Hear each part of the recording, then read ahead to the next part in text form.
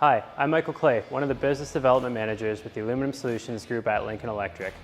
Today, we're going to be talking about the proper gun angles to use when GMAW welding for aluminum.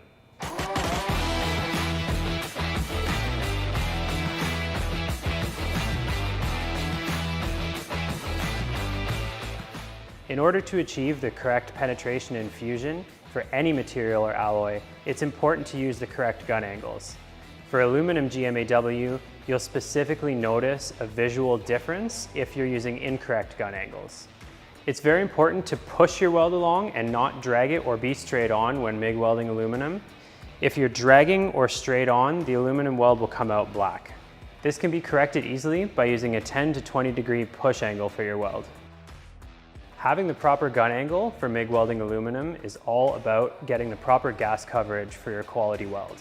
If your welds are coming out black or tarnished, it might be as simple as just adjusting your gun angle. For more information, please reach out to us and one of our aluminum specialists can help you find the best welding solution for your application. Please visit us at lincolnelectric.com. Thanks for watching.